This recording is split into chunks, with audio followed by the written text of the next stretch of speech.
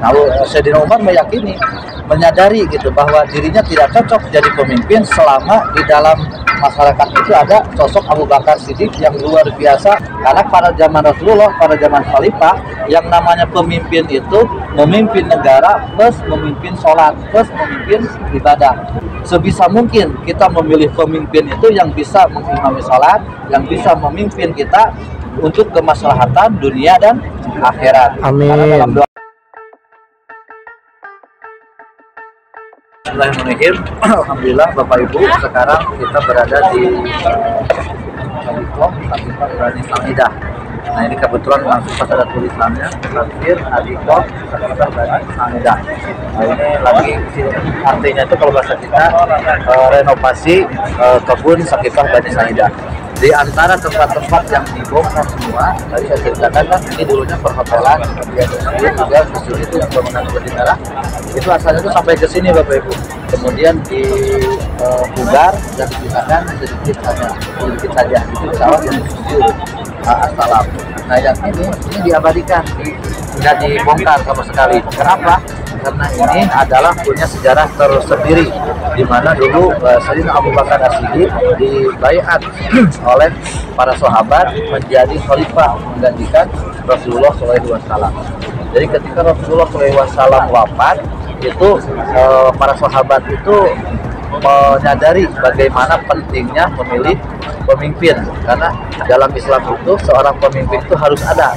Sebagaimana kita dalam kafilah rombongan kita ini Jamaah Ittihad, rombongan Kiai Haji Jen, ini harus ada pemimpin, karena kalau tidak ada pemimpin kacau, satu sama lain ada keinginan, gak ada yang menyatukan. Nah, itulah pentingnya pemimpin. Kulukum rohin wa kulukum mas'ulun an ra'iyatihi. Semua kita itu adalah pemimpin, dan kita akan diminta pertanggungjawabannya atas kepemimpinan kita ini. Nah, itulah pentingnya pemimpin dalam Islam, termasuk dalam khalifah. Jadi ketika Rasulullah SAW wafat, itu para kaum Ansor, orang-orang Ansor yang penduduk Madinah asli, itu berkumpul di sini. Ini di Sakifah Bani Sa'idah. Sakifah Bani Sa'idah itu dulunya itu ada rumah beratap ya. Jadi kalau di kita kayak balik, tempat berkumpulnya orang-orang kabilah Bani Sa'idah.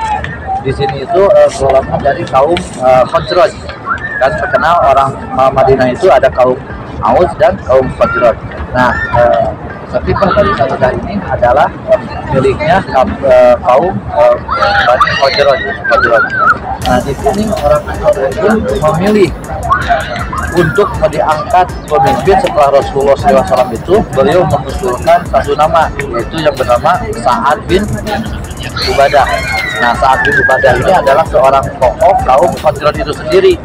Ini orang Ansor menginginkan dia yang diangkat. Nah, kemudian Sayyidina Umar mendengar hal itu. Sayyidina Umar kemudian datang ke sini, dan Sayyidina Umar menginginkan agar supaya yang terpilih menjadi khalifah itu adalah Sayyidina Abu Bakar. Kemudian Sayyidina Umar menjemput Sayyidina Abu Bakar yang sedang berada di tempat jenazah Rasulullah.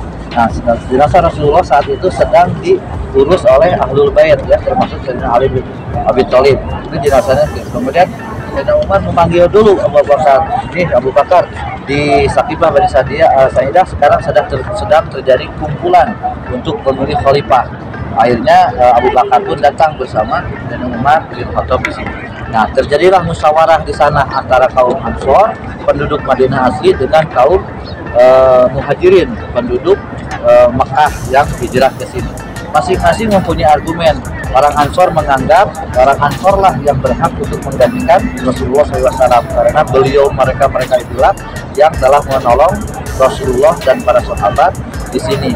Kemudian kaum Muhajirin pun, orang sahabat dari Mekah asli pun menganggap bahwa orang Muhajirin dan orang Mekah asli lah yang berhak untuk menjadi pemimpin pengganti Rasulullah SAW.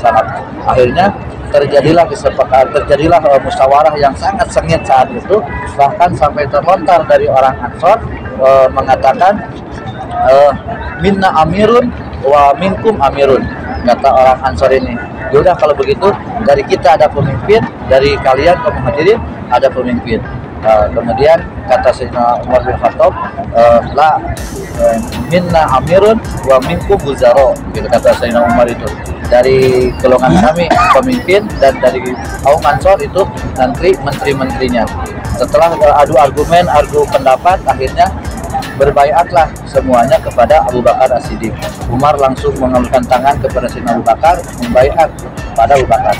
Padahal pada saat itu Abu Bakar menginginkan ada dua nama yang dicalonkan oleh Sayyidina Abu Bakar As-Siddiq, yaitu Abu Ubaidillah Al-Jarrah dan satu lagi Umar bin Khattab itu sendiri.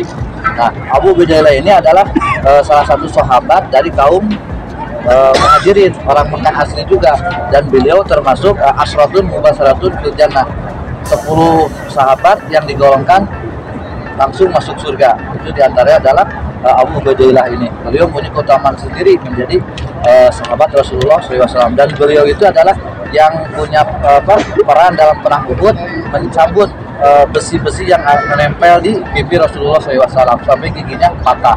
Makanya perjuangan Abu Ubaidillah sangat luar biasa. Nah, Abu Bakar mencalonkan itu Abu Ubaidillah bin Al-Jarrah dengan Umar bin Khattab, dan keduanya tidak mau.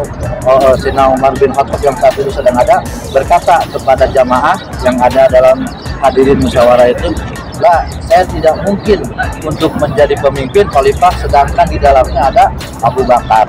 Nah, Sayyidina Umar meyakini, menyadari gitu bahwa dirinya tidak cocok jadi pemimpin selama di dalam masyarakat itu ada sosok Abu Bakar Siddiq yang luar biasa di mata para sahabat. Itu kecintaannya, keimanannya di atas rata-rata.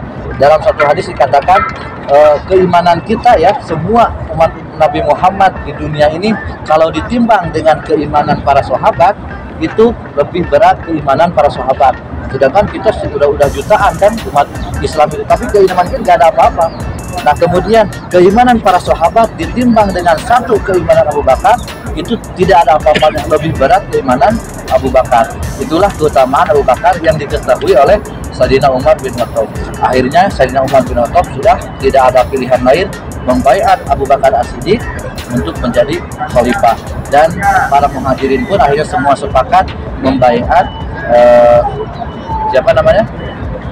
Abu Bakar As-Siddiq. Nah, disinilah polemik pada saat itu pemilihan pemimpin pengganti pasca wafatnya Rasulullah Shallallahu Alaihi Wasallam. Kemudian semuanya membaiat. Nah, dari polemik itu ada kan, dari kaum Ansor ingin, dari kaum Ansor, dari kaum Muhajirin ingin, kaum Muhajirin yang jadi pemimpin. Bahkan dari keturunan Bani Hashim pun, keturunan Rasulullah menginginkan gitu. Ada khalifahnya itu dari keturunan Rasulullah SAW. Dan ini yang yang diserang oleh orang-orang Syiah yang menganggapkan bahwa kepemimpinan Abu Bakar, Umar, Utsman itu tidak sah. Karena mereka itu mengambil atau merebut kekuasaan yang seharusnya turun kepada Sayyidina Ali bin Abi Thalib. Mereka mengatakan Sayyidina Ali bin Abi Thalib pada saat di sini tidak berbaiat kepada Abu Bakar dengan alasan karena pada terjadi musyawarah di sini Sayyidina bin Abi Thalib tidak hadir. Nah, kemudian ditolak oleh para ulama, oleh para sahabat sendiri, oleh Sayyidina Ali bin Abi Thalib sendiri, bahwa beliau radhiyallahu anhu, Sayyidina Ali pun membaiat Abu Bakar As-Siddiq menjadi pemimpin. Setelah itu kemudian Umar, kemudian Utsman, kemudian Sayyidina Ali. Nah, kenapa Sayyidina Ali saat itu tidak hadir di sini? Karena beliau termasuk Ahlul Bait, yaitu istrinya Siti Fatimah, yang mana Siti Fatimah itu adalah anak perempuan kesayangan Rasulullah SAW. Jadi Rasulullah dan Sayyidina Ali itu dalam satu sisi dia mertua dan menantu, dalam satu sisi dia juga sepupu, anak tua gitu kan, karena Sayyidina Ali itu anak Abu Thalib. Abi Thalib itu kakaknya Abdullah, bapaknya Rasulullah SAW. Nah, beliau radhiyallahu anhu, Sayyidina Ali itu tidak menghadir di sini karena beliau lagi mengurus jenazah Rasulullah SAW. Karena dalam pengurusan jenazah itu yang paling berhak untuk memandikan, mengkampani itu adalah ahli waris, yang kerabat yang paling dekat, gitu kan. Jadi kenapa Sayyidina Ali tidak hadir di sini? Itu alasannya, dan itu bisa ditolak. Kemudian dari berbagai dalil hadis Al-Quran juga banyak, termasuk dalam ketika Rasulullah SAW sakit parah, siapa yang disuruh oleh Rasulullah menjadi imam masjid? Nah, tidak lain dan tidak bukan adalah imam sholat, maaf, tidak lain dan tidak bukan adalah Sayyidina Abu Bakar. Itu menjadi isyarat dari Rasulullah kepada para sahabat bahwa yang akan menggantikan kepemimpinan itu adalah Sayyidina Abu Bakar As-Siddiq. Nah, kita bisa mengetahui sendiri siapakah imam masjid di Masjid Nabawi pertama kali. Siapa? Imam masjid pertama kali Masjid Nabawi ya Rasulullah sendiri. Rasulullah tidak pernah absen dalam sholat berjamaah di sini menjadi imam kecuali dalam keadaan sakit. Nah, dalam keadaan sakit itulah Rasulullah SAW digantikan oleh Abu Bakar As-Siddiq. Itu menjadi simbol, menjadi isyarat bahwa Rasulullah menggantikan. Karena pada zaman Rasulullah, pada zaman Khalifah, yang namanya pemimpin itu memimpin negara plus memimpin sholat plus memimpin ibadah, gitu kan? Nah, begitupun kita dalam di sini ya sebisa mungkin, kebetulan ini pas dalam pasca politik, sebisa mungkin kita memilih pemimpin itu yang bisa mengimami sholat, yang bisa memimpin kita untuk kemaslahatan dunia dan akhirat. Amin. Karena dalam doa Sahu Jangkar juga dikatakan kita bukan hanya meminta kemaslahatan dunia, tapi kita pun meminta kemaslahatan untuk akhirat. Dunia hanya sementara, paling lama mungkin 80-90 tahun, dan itu pun jarang sekarang umat Nabi Muhammad umur segitu. Sedangkan akhirat itu abadan selamanya.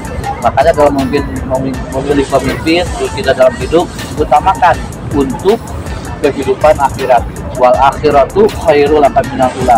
Kehidupan akhirat lebih baik bagimu daripada kehidupan akhirat. Nah, ini tentang sejarah Saqifah Bani Sa'idah. Mungkin ada yang ditanyakan?